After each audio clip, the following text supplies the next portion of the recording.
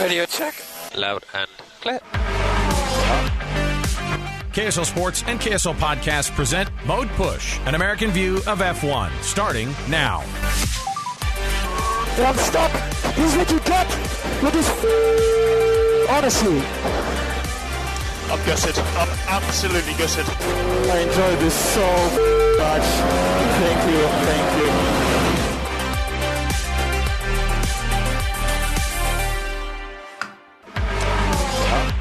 All right, everybody, welcome on in. It's another edition of Mode Push right here. KSL Podcasts, KSL Sports. Production brought to you every week by myself, Alex Curie, and Dan Jimenez in the house as usual. So, Dan, welcome to your race week, dude. I love not having the breaks between the races. It's just so much better to not have to figure out, all these dudes who are like sitting around waiting for these races to go. I'm just so excited that we can actually get to some racing just a few days after the U.S. Grand Prix. So we're on to Mexico. So here we are. Mexican Grand Prix. Thoughts about this one? Well, first, let's wrap up some of the cost cap stupidity that's still going on here, I guess. What do we learn still? Is there going to be anything that comes of? Are there going to be constructors' points taken away? Is there going to be anything that we have to deal with this, or can we just please put this thing in the past? And I'm not saying that like some guy who wants.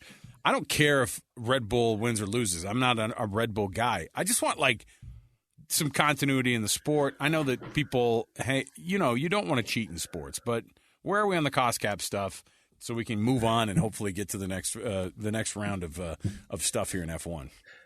Yeah, everyone wants to just move on. Like, let's close this chapter and get on to the next thing because we're all just tired of getting strung out by it.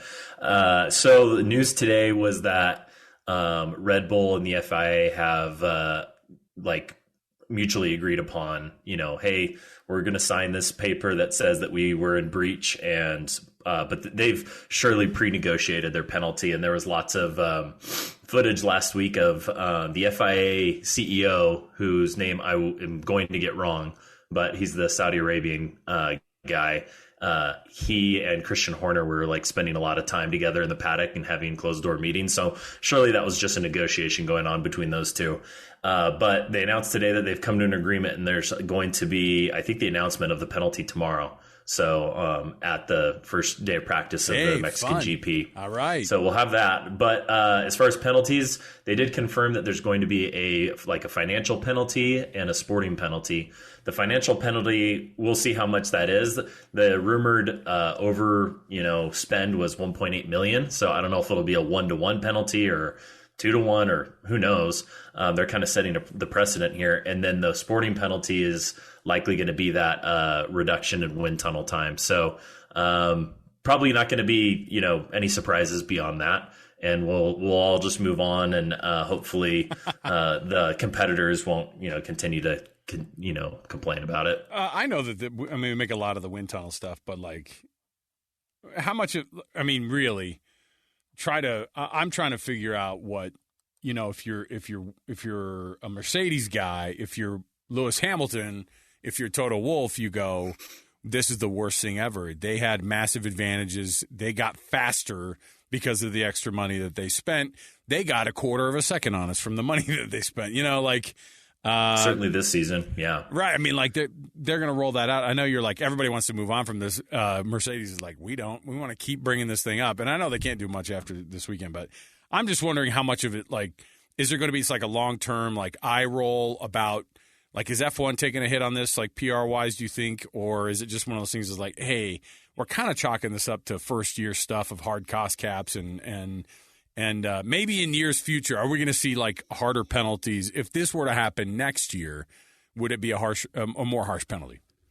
Yeah, I think that I hope that they, in their announcement tomorrow, that they actually get into the details of exactly where and by how much Red Bull went over, decomposing that 1.8 million bucks. Because, how much of it really was catering versus how much was it that Red Bull reused parts from the previous season that they thought wouldn't get counted under the cap. But then supposedly halfway through the season, F1 changed the rules. And so, Red Bull's kind of saying that there was a bit of a moving goalpost there that they got caught in. And I think that if it's minor like that, where it's just like auditors fighting over definitions of terms, then I think we all move on pretty quickly.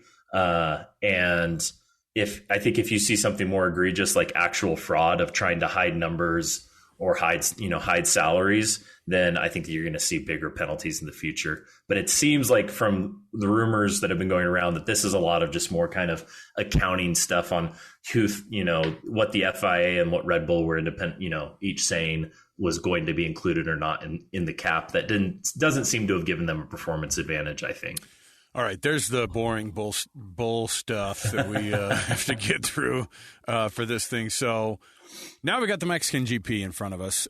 From a racing standpoint, anything happened in the world of I know after the US GP, you had the 10-second start-stop, which turned into a 30-second penalty for Alonso to go from 7th down to 15th, and he's appealing that. Is there anything is he going to see anything from that? Or do appeals really get overturned? I feel like that once they make their decision, I feel like the FIA and F1 kind of go, hey, we're going to stand by our marshal's decision. We're going to stand by the race director's decision just because we don't want to mess with any of that. Or is there grounds for him really being reinstated or reinstalled as that P7 that he had at the end of the race?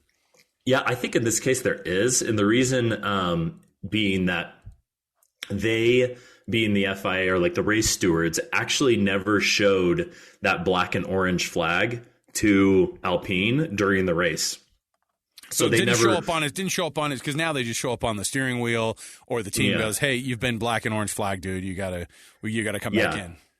Yeah, so they didn't do anything and say anything to Alpine about it until Haas submitted their complaint and saying you guys have hit us for this stuff in the past. I guess Magnussen got hit with this 2 or 3 times last year. And so they reported it to the FIA. It says, Alonso's out there driving without a rear view mirror, right side mirror. And Alpine is also saying that Haas submitted that complaint 25 minutes too late. I guess there's some cutoff after the race that all those complaints have to be submitted. They're saying Haas submitted it late, plus they were never even officially shown the black and orange flag. And so that's why Alpine's pressing so hard to appeal this, that look, you guys are breaking your own rule book by assessing this penalty. So I think in this case, Alonso has a point, and I hope he wins out, because I do think it's unfair for them to not follow their own kind of set of rules on how these appeals are supposed to work. But it's boring hearing about appeals on appeals. So I was looking into this because I actually went down a weird rabbit hole the other day, and I think that YouTube suggested. I know it's wild that it was based on the things that I already watched before. They're all, hey, buddy, you want to watch this thing about F1? And it was the wildest black flags in the history of F1. And I was like, you know what? Of all the things that I've had in my short time in F1 in the last 4 or 5 seasons, I don't think I've seen a black flag in a race. And that's seems like something that just came up all the time. So let's go through some of the flags. I haven't quizzed you prior to this, right? Oh, gosh, I can't. I'll have a hard time knowing. Then you better figure it out. We'll start off easy here. The yellow flag, Dan, what does the yellow flag usually indicate? Oh, what do the flags mean? Oh, that is caution. Yeah, safety caution, car. Okay. The yellow and red striped flag. Now, this one's wild. I've never seen this one before. Yellow and red striped. This is I don't know that one. Listen, it's a wild one. Slippery track due to oil, water, or loose debris. Which I'm like, well, come on, we've had that. We've seen that before. I haven't seen the red and white line, but this is the best part.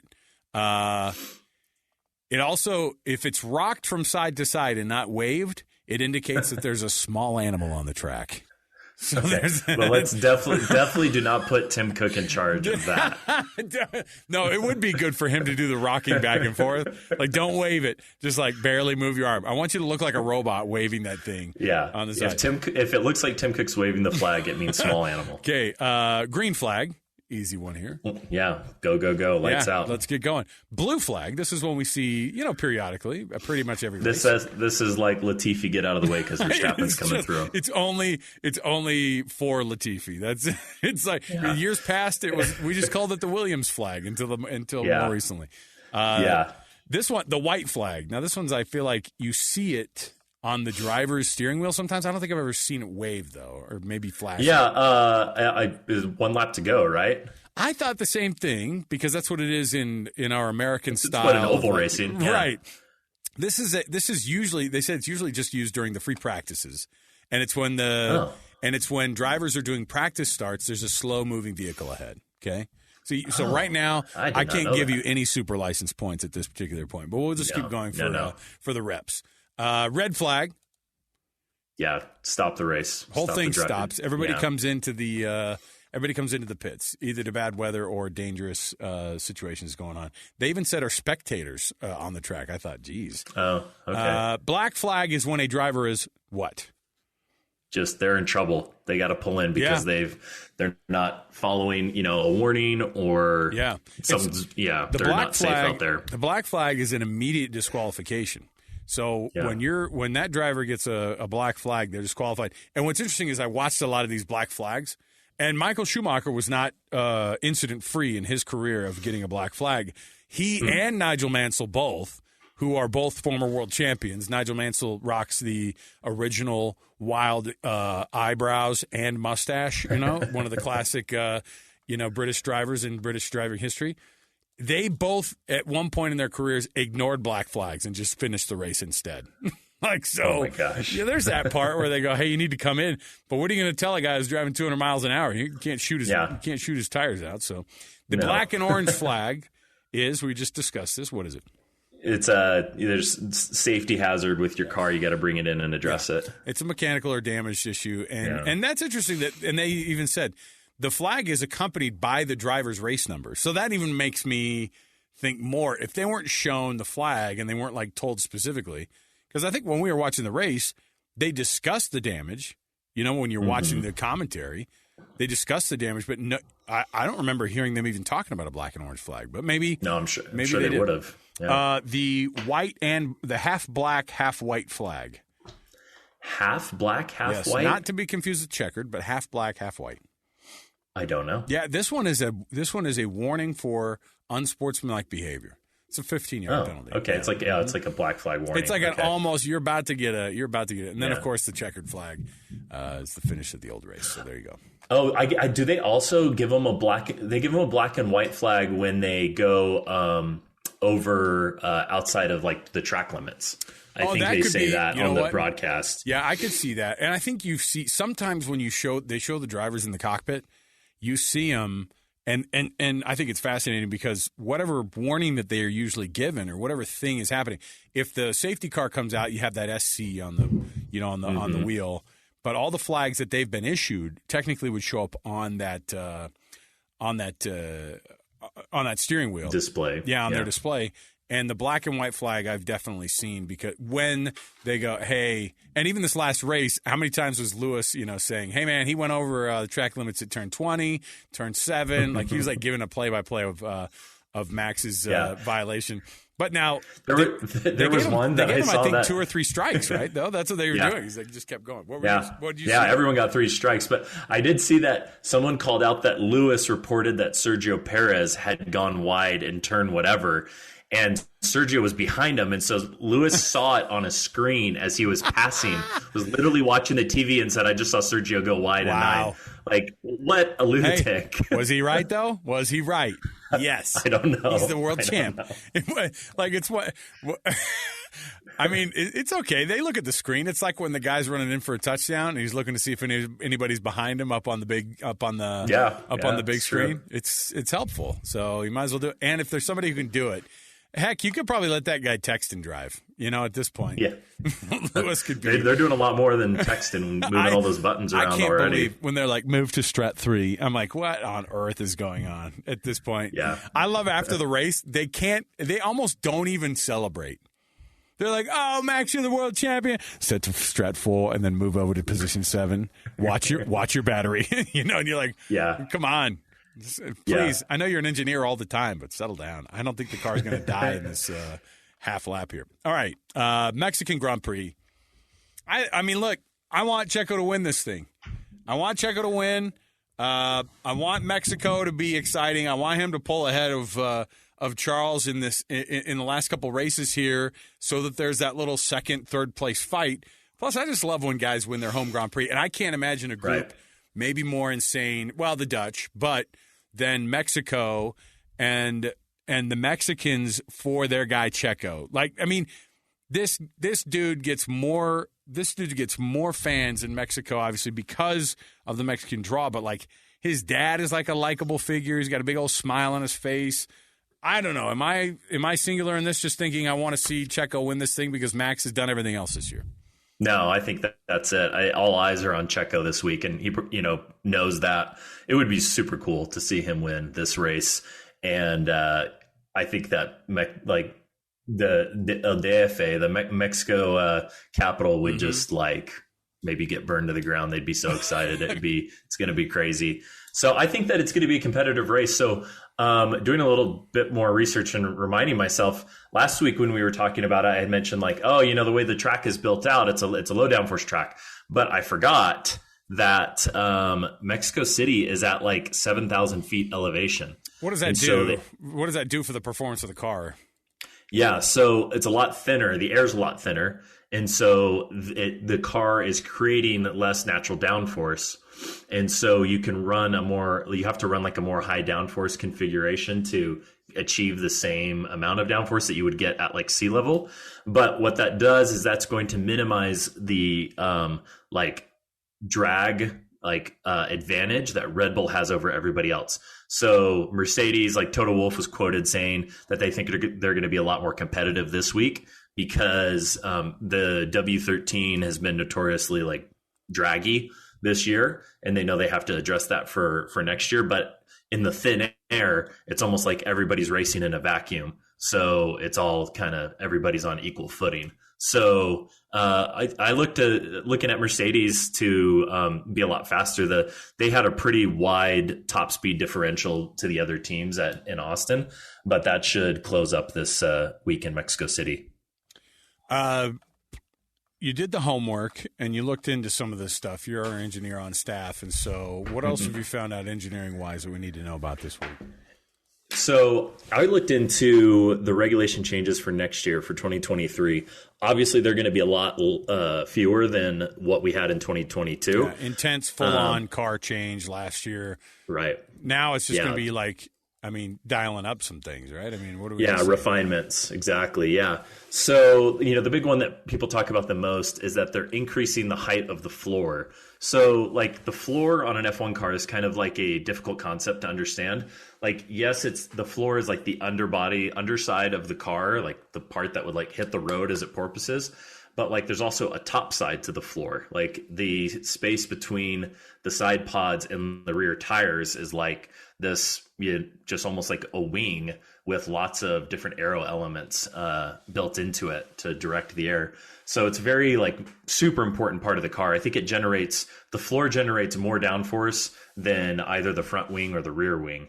And so for next year, they're increasing the height of the floor on the outer edge by 15 millimeters, which does not sound like a lot. But what that's going to do is just increasing the height of that floor means less chance for the car to stall out and get like the varying negative positive pressures that cause porpoising.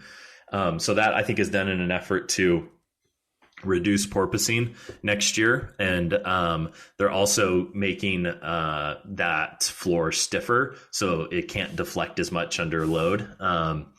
So that's going to be the biggest change. So what I think that does is it probably puts more of the teams on kind of equal grounds because they're all going to be racing at a little bit higher ride height.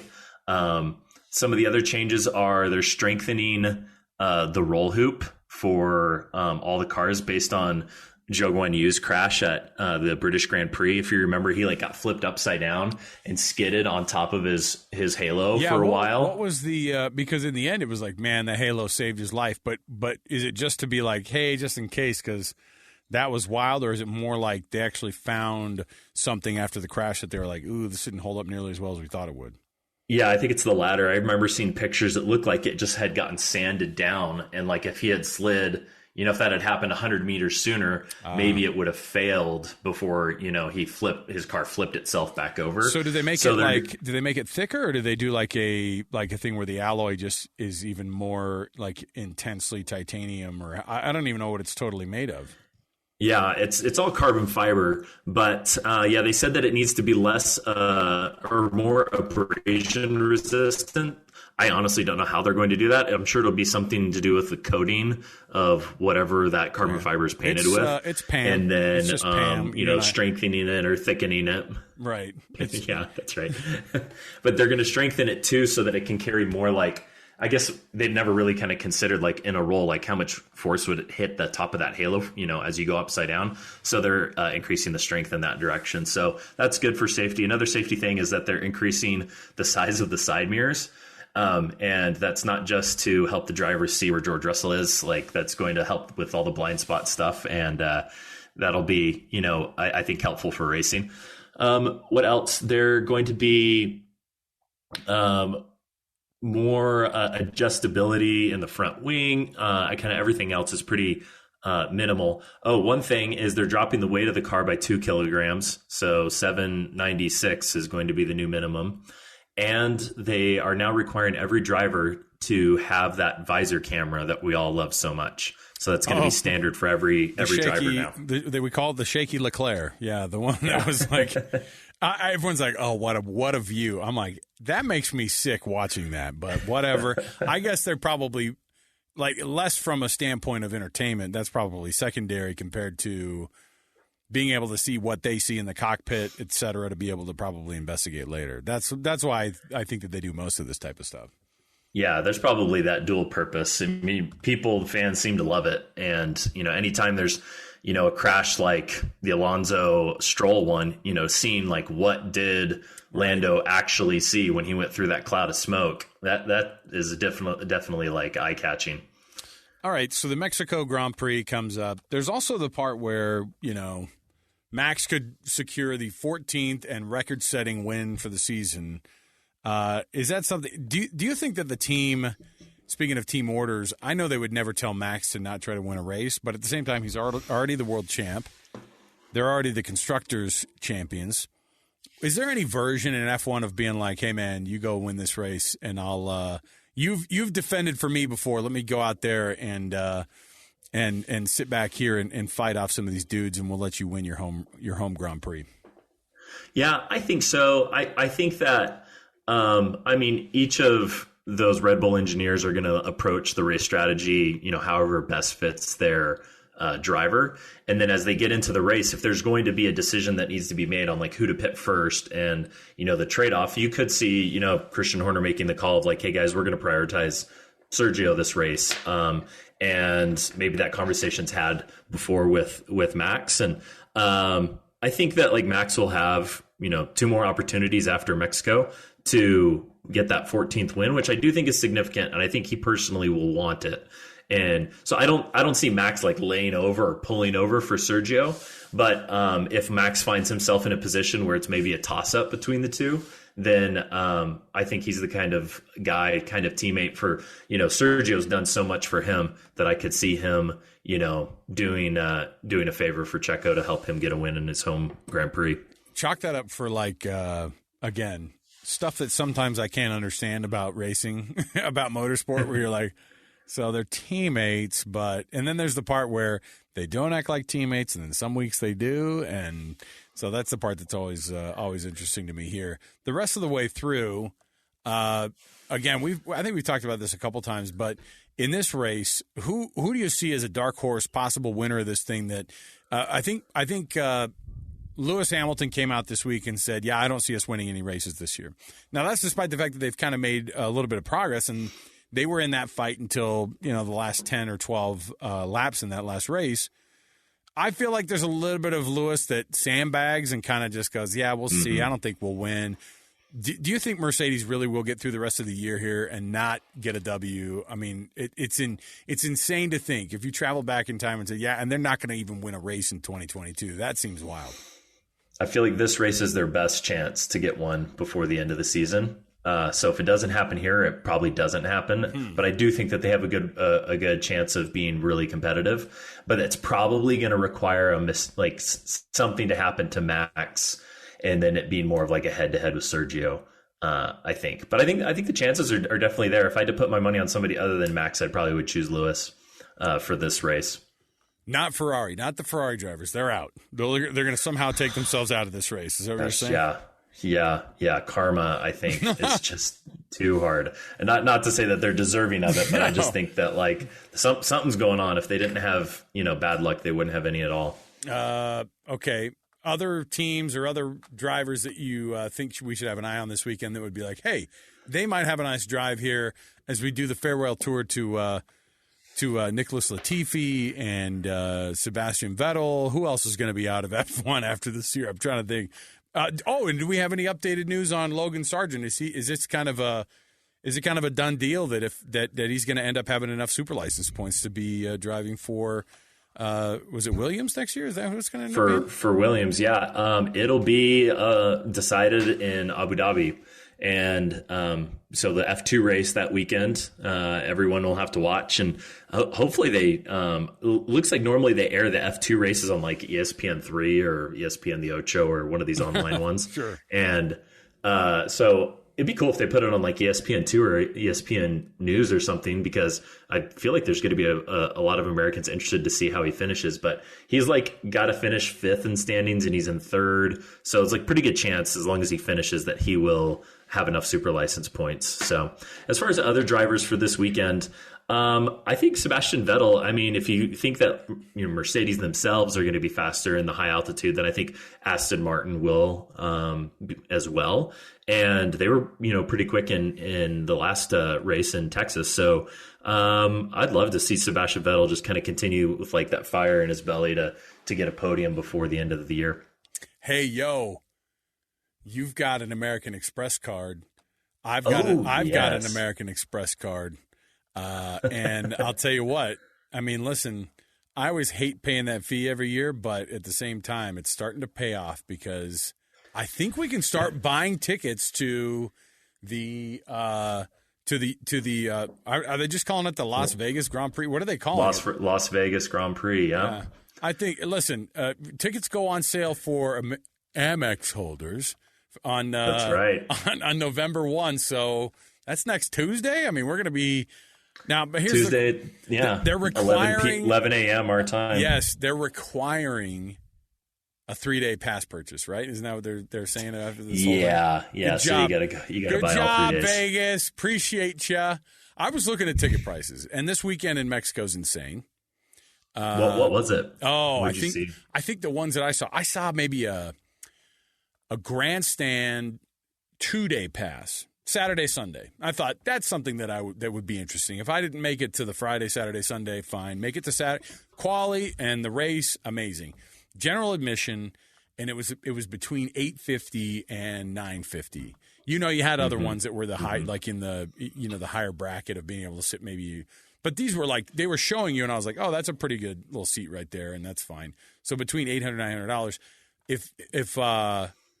If you wanted to go to Abu Dhabi though, that's only like $450 for the same pass, and you could even do a 1-day pass for like $300 on the race day. And I thought, I guess it's because people have a little bit of a harder time maybe making that flight over. But I thought it would have been reverse. Yeah, I thought it would have been more expensive in Abu Dhabi than it would be. And maybe as they get closer to race time, like a lot of other tickets, it kind of gets that way.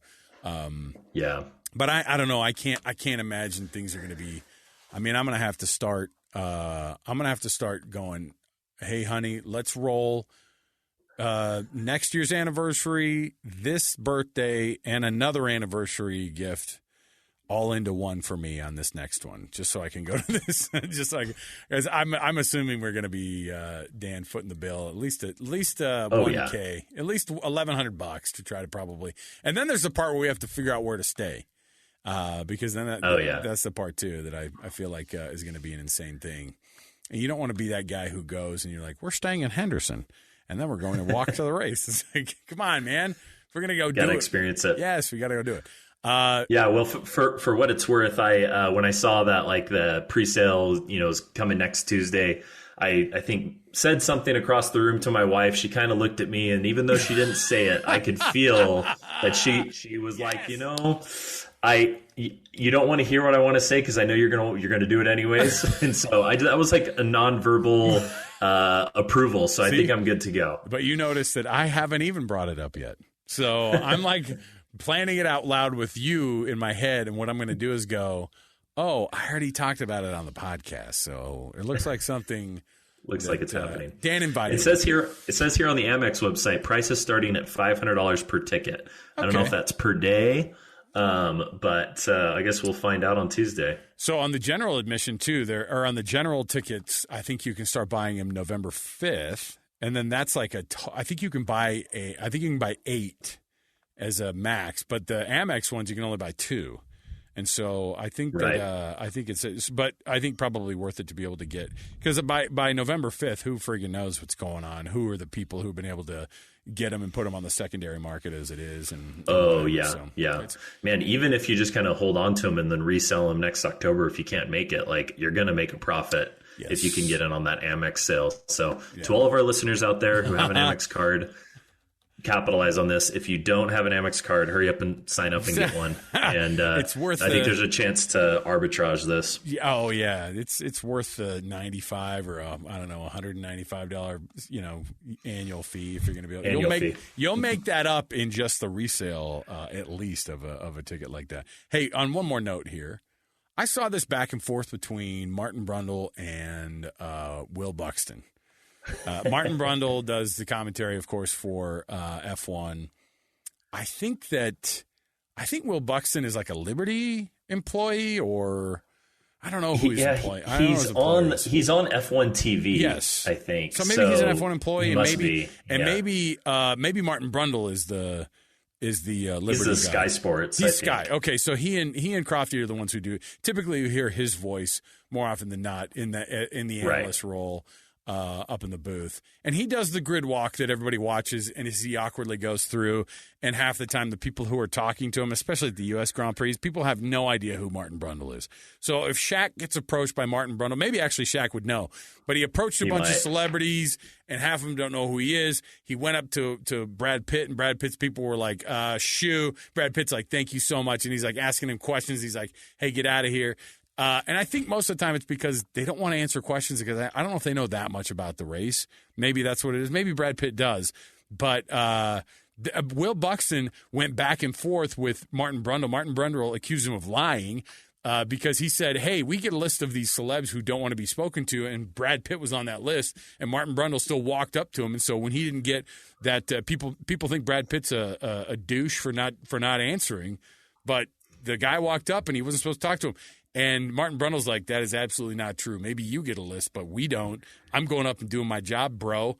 And Will Buxton is not a former F1 driver, and Martin Brundle is, and I feel like carries a little bit more weight around there. So he hightailed into apology land, I think. And so, it was pretty funny, yeah. And I think a lot of people like replied back to Will Buxton saying like I've never gotten that list, and like it was pretty clear. Like it became clear very quickly that like maybe Will Buxton's the only one that gets handed a list that says don't talk to these people. Maybe that's more of a reflection on Will Buxton than anybody else. The list actually says for Will Buxton, please don't approach these people. Please don't talk to these people.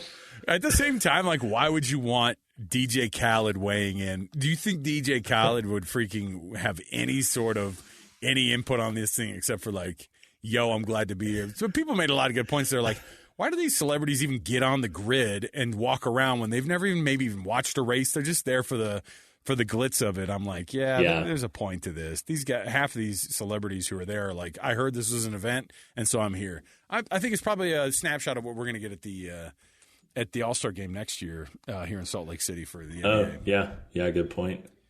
My heavens. All right, I think we did it. Dan, let's wrap this thing up. We've got races to get to. FP1 starting on Friday, and then qualifying on Saturday, and then this isn't one of those special races that we have a